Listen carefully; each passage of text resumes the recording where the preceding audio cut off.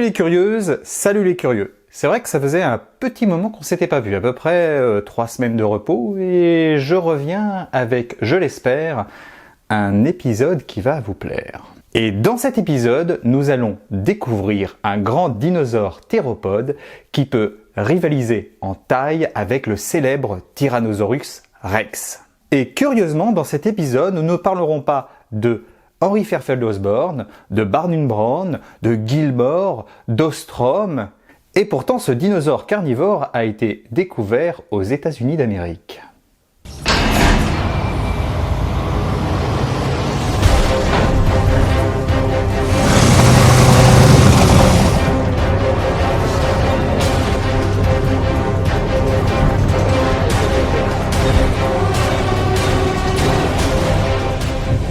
Aujourd'hui, nous allons donc découvrir l'Acrocanthosaurus, Athokensis.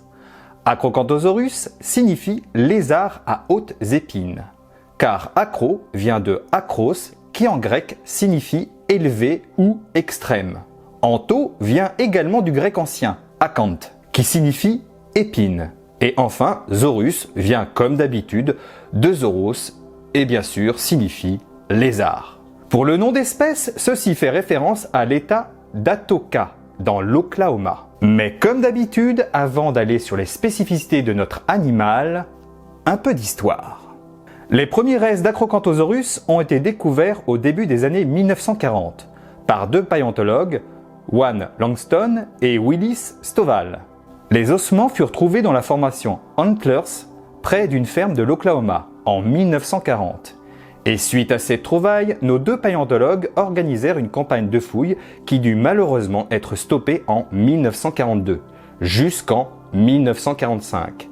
Car le paléontologue Juan Langston fut perquisitionné par la Navy suite au conflit de la Seconde Guerre mondiale. Et il fallut attendre 1950 pour que les ossements d'Acrocanthosaurus soient étudiés et que l'animal soit nommé.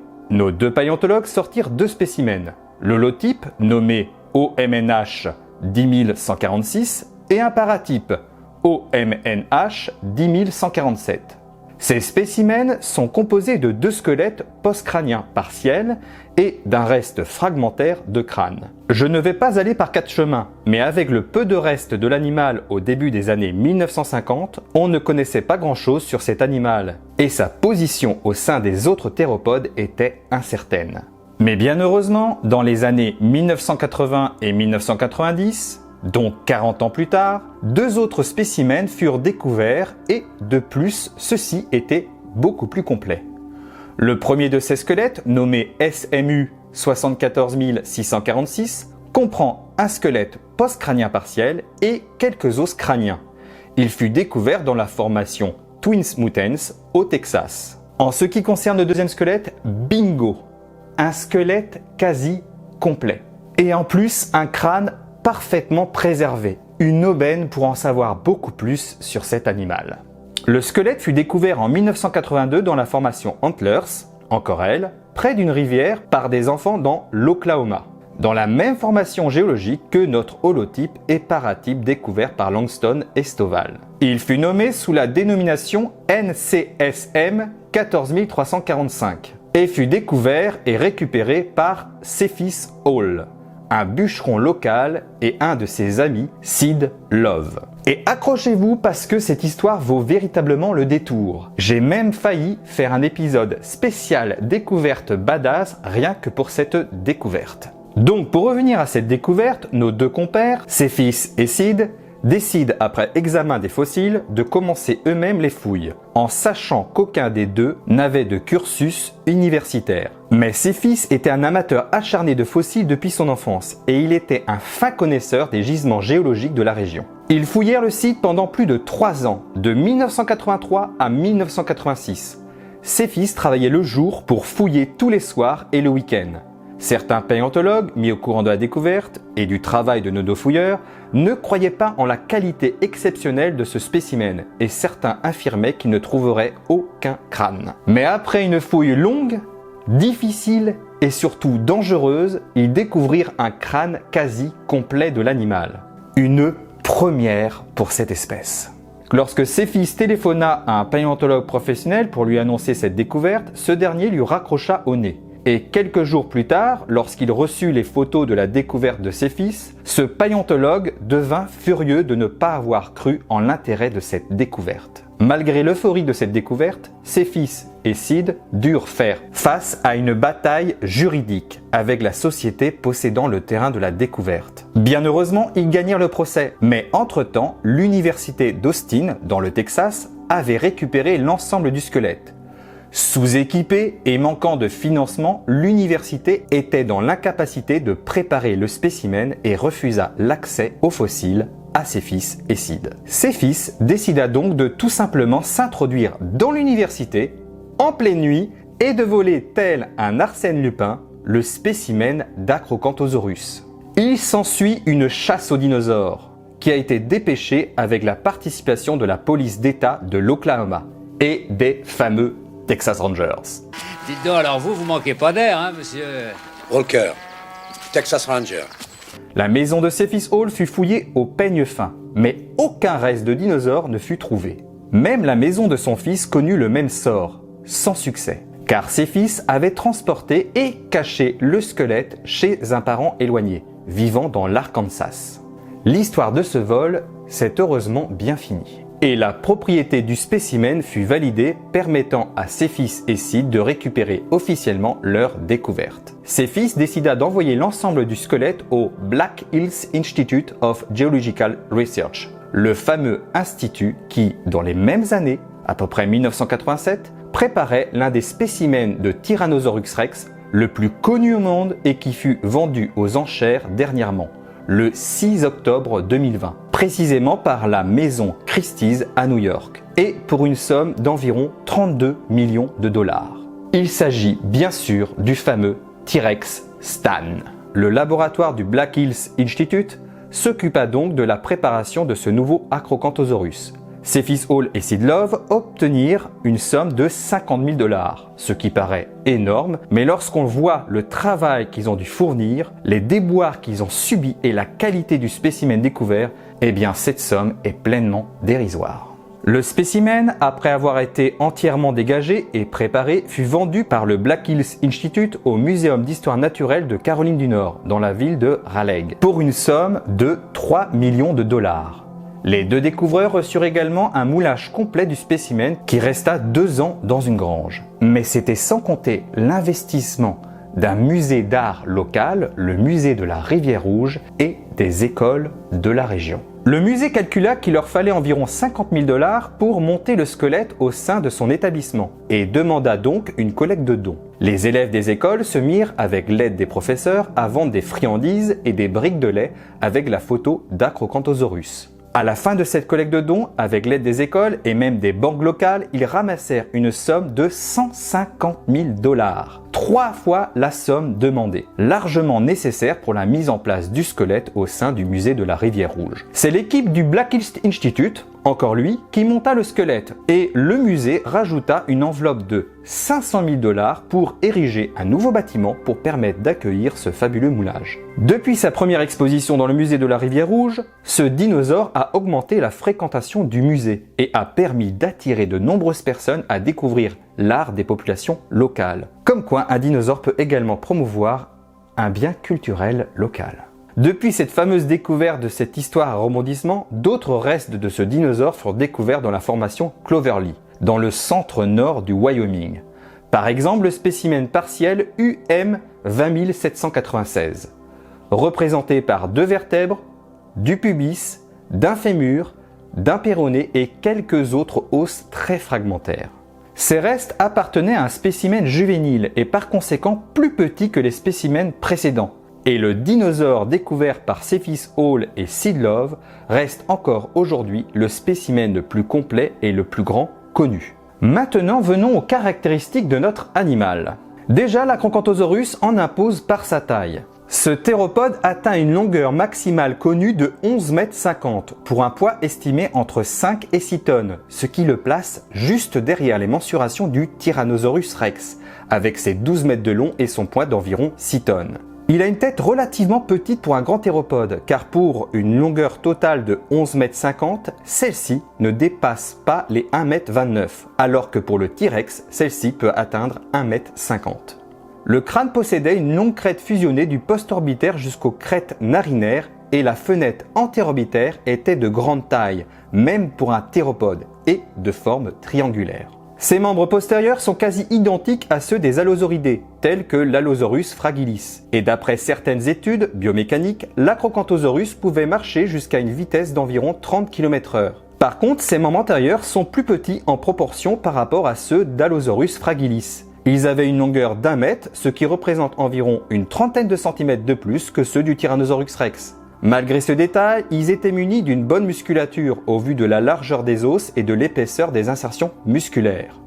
La griffe du doigt 1 était la plus robuste et la plus longue, mais avec un doigt peu mobile, à la différence du doigt 3 qui lui avait la plus petite griffe mais présentait une mobilité accrue avec ses 3 phalanges. Autre particularité des bras est la présence d'un réseau important de cartilage au niveau des os de la main, ce qui permettait sans doute de protéger l'ossature des bras contre d'importantes contraintes de charge. Et certains paléontologues émettent l'hypothèse que ces bras pouvaient supporter des charges de plus d'1 tonne. L'animal devait s'en servir pour soit maintenir ses proies lors d'assauts de chasse ou également maintenir ou traîner des morceaux de carcasse lorsqu'il se nourrissait. Toujours en spéculant, ses bras pouvaient également servir lors de l'accouplement et sûrement, comme certaines études faites sur le Tyrannosaurus rex, s'en servir pour se redresser lorsqu'il se trouvait couché. Mais la particularité la plus frappante chez ce théropode est la largeur et surtout la longueur des épines neurales sur la grande majorité de la colonne vertébrale. Et contrairement au Spinosaurus Aegyptiacus, on est en présence d'une longue crête musculaire et non d'une voile, car les insertions musculaires sont larges et l'extrémité des vertèbres sont très épaisses. Cette particularité devait permettre une grande rigidité du cou, du dos, mais également de la queue. Et hypothétiquement, cette configuration devait sûrement permettre à notre dinosaure carnivore d'infliger de puissants coups de dents lorsqu'il attaquait de grosses proies. Et d'ailleurs, de gros sauropodes figuraient au sein de ses repas. Car nous avons découvert une dent d'Acrocanthosaurus dans un os de Sonorasaurus, qui est un brachiosauridé d'une longueur de 15 mètres du Cénomanien il y a environ 110 millions d'années. Surtout que nous avons peut-être une trace fossile de ce comportement chasseur de gros sauropodes. Car en 1938, une série d'empreintes de sauropodes et de théropodes a été découverte par Roland T-Bird dans le lit de la rivière Paluxy dans le Dinosaur Valley State Park, près de Glen Rose. Ces empreintes furent partiellement dégagées en 1940 et on peut facilement distinguer 4 sauropodes se déplaçant dans la même direction, ce qui paraît déterminer que ces empreintes ont été faites en même temps. Donc la présence d'un groupe de sauropodes apparentés à des brachiosauridés, peut-être des sauroposidons, et tout ce petit monde également suivi dans les mêmes trajectoires par 3 gros théropodes. Et ces empreintes sont attribuées à Acrocanthosaurus, au vu du lieu géographique, de la datation et de la taille des empreintes. Mais bien sûr, nous ne pouvons pas savoir avec certitude que ce soit notre théropode. D'après une étude de Roland T-Bird, un des théropodes a ajusté sa course à celle de sa proie, comme le font les mammifères carnivores actuels. En une douzaine de pas, le théropode finit par placer pied droit près de l'empreinte laissée par le pied postérieur du sauropode. La suite est très étonnante, car une empreinte gauche est inexistante, ce qui a fait conclure à Bird que le théropode a bondi pour attaquer le sauropode. Mais cette dernière hypothèse est largement controversée car les 2 empreintes droites se succédant ne montrent pas de glissade ou d'appui différent, donc affaire non résolue. Mais nous avons tout de même la preuve qu'un groupe de sauropodes était suivi par un groupe de théropodes. Et à mon avis, c'était pas pour faire des selfies. Et maintenant, venons à l'affiliation de l'Acrocanthosaurus par rapport aux autres dinosaures. Eh bien tout d'abord, c'est bien un sauricien, dinosaure possédant un bassin trifide composé de 3 parties et ayant une convergence morphologique avec le bassin des lézards. Le pubis n'est pas pareil à l'ischum, avec tout de même des exceptions quand on connaît la morphologie des bassins de nombreux maniraptoridés comme les dromosauridés. C'est bien un théropode, dinosaure bipède origine carnée comme en atteste sa dentition. Par contre, son emplacement au sein des théropodes fut pendant longtemps débattu, de sa découverte jusque dans les années 2000, car il fut dans un premier temps classé au sein des mégalosaurides. Et oui, encore ce terme fourre-tout. Mais dès 1950, d'après l'étude de Stovall et Langston, les deux paléontologues ayant décrit et nommé l'Acrocanthosaurus atochensis, ils définirent que cet animal était étroitement apparenté au genre Allosaurus, et pendant plus de 40 années, il fut rangé dans la famille des Allosauridae, comme le confirme Holtz en 1994 et Molnar en 1990. Quelques caractères le rendaient très différent des autres Allosauridae, comme le nombre de dents au niveau du prémaxillaire, qui sont au nombre de 4 au lieu de 5, et d'autres caractères crâniens bien particuliers, et surtout les épines neurales bien développées, qui incita Walker en 1964 à le placer au sein des spinosaurides, avec le célèbre Spinosaurus aegyptiacus. Bien sûr, cette apparenté fut vite contestée par Paul en 1988 et sur les critères des fortes différences entre les épines neurales de ces deux animaux. Plus longue et étroite chez Spinosaurus, plus courte et large chez Acrocanthosaurus. Paul détermina au cours de son étude d'Acrocanthosaurus qu'un autre théropode nommé Altispinax dunkeri pouvait être également placé au sein du genre Acrocanthosaurus et ainsi, selon Paul, être nommé Acrocanthosaurus altispinax. Mais aujourd'hui, cet animal est déterminé comme étant plus proche de Concavenator.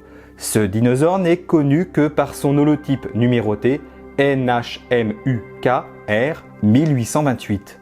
Découvert dans une carrière près de Battle, dans le Sussex en Angleterre, et représenté par un ensemble de 3 vertèbres dorsales possédant de longues épines dorsales également. Pour la petite histoire, lors de la découverte de ce fossile dans les années 1850, le célèbre paléontologue britannique Sir Richard Owen pensa que ces restes appartenaient à l'espèce Megalosaurus bucklandi et interpréta ces vertèbres comme étant les premières vertèbres dorsales et demanda en urgence au célèbre sculpteur Benjamin Waterhouse Hawkins de rajouter une bosse au-dessus des épaules de la première représentation grandeur nature de Megalosaurus du Crystal Palace. Donc maintenant vous saurez pourquoi le célèbre Megalosaurus du Crystal Palace a une bosse au-dessus des épaules. Le genre d'information qui pourra vous faire briller lors d'une soirée à thème sur les dinosaures. Revenons à la classification.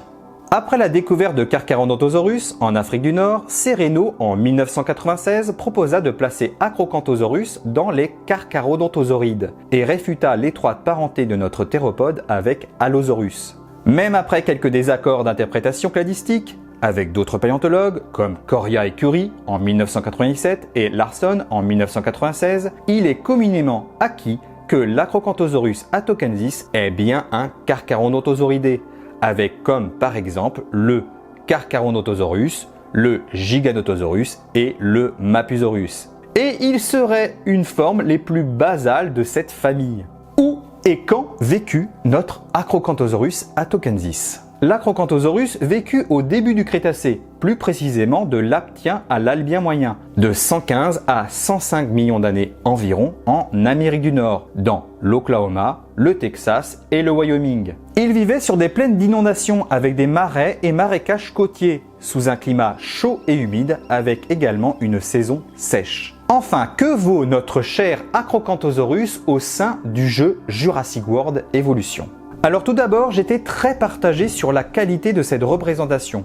Mais après l'étude que j'ai faite sur cet animal pour la réalisation de cette vidéo, mon avis est clair et je vais tenter d'être le plus objectif. Déjà, en ce qui concerne la représentation de sa partie dorsale, en considérant le profil et les particularités de ses épines dorsales, eh bien c'est plutôt bien représenté, car nous avons bien la présence d'une bosse musculeuse, comme je l'ai précisé précédemment. La taille et la configuration des membres antérieurs sont bien reconstitués. Pour une fois, et pour ce point, bravo à l'équipe de Frontier qui a réalisé le jeu. La position n'est pas prognate, comme on le voyait souvent dans les anciennes reconstitutions, mais en position de supination, et c'est bien le cas ici. La crête rugueuse le long de la tête de l'Acrocanthosaurus est bien présentée, même si je trouve que la crête sur le postorbitaire n'est pas assez proéminente. La texture de la peau est par contre trop lisse à mon goût et d'après certaines découvertes, il n'y a pas la présence des larges écailles au niveau ventral qui serait commune chez les allosauroïdes. Les différentes robes proposées, même si cela n'est que pure spéculation, sont originales et variées. Ce qui me gêne le plus sur cette reconstitution est la posture redressée de l'animal et l'épaisseur dorsale du cou qui n'est pas assez accentuée à l'arrière de la tête. Et enfin, la tête qui me paraît trop large et quasi identique à celle du Tyrannosaurus rex, alors que les Carcharodontosauridae ont plutôt une tête fort compressée latéralement. Malgré ces points négatifs, je valide la représentation d'Acrocanthosaurus, déjà pour la correction du positionnement des mains, qui a été corrigée par rapport à la position des autres dinosaures carnivores du jeu. Et maintenant, quels animaux et quels paysages pouvons-nous mettre dans un enclos pour représenter au mieux l'environnement de notre Acrocanthosaurus athokensis? Dans les gisements associés à Acrocanthosaurus, nous avons découvert un odosaure, Sauropelta, également des ornithopodes, Zephyrosaurus et Tenontosaurus. Alors c'est vrai, il n'y a pas ces dinosaures dans le jeu, mais pour respecter la morphologie générale, vous pouvez mettre un Dryosaurus pour Zephysaurus et un Iguanodon pour Tenontosaurus. Il y a également l'énorme sauropode Zoroposéidon, et là non plus il n'est pas dans la dinothèque du jeu. Mais un Brachiosaurus ou girafe à titan fera l'affaire, car le Zoroposéidon est un brachiosauridé. Et bien sûr, vous pouvez mettre également le Deinonychus. Et bien sûr, vous choisissez le Vélociraptor du jeu. Je ne reviens pas sur un des épisodes précédents. Le Vélociraptor, c'est le Deinonychus. Bon, c'est vrai que la représentation n'est peut-être pas forcément la meilleure. Pas de plumes, mauvais positionnement des mains, mais ça peut faire l'affaire. Pour ce qui concerne le paysage, des zones marécageuses entourées de grands conifères et d'une végétation luxuriante avec des fougères arborescentes. Et voilà, vous avez votre acrocanthobiome. Et voilà, cet épisode arrive bientôt à sa fin. J'espère que cette vidéo vous a plu. Ça a toujours été un plaisir de réaliser cet épisode. S'il vous a plu, n'hésitez pas à lâcher un pouce, à vous abonner, à activer la cloche pour avoir les dernières notifications sur les derniers épisodes lâchés sur la chaîne. Et bien sûr, partagez la vidéo si vous voulez faire grandir la communauté de Graines de Savoir. Allez, bisous à tous et surtout, que la curiosité soit avec vous à tout jamais.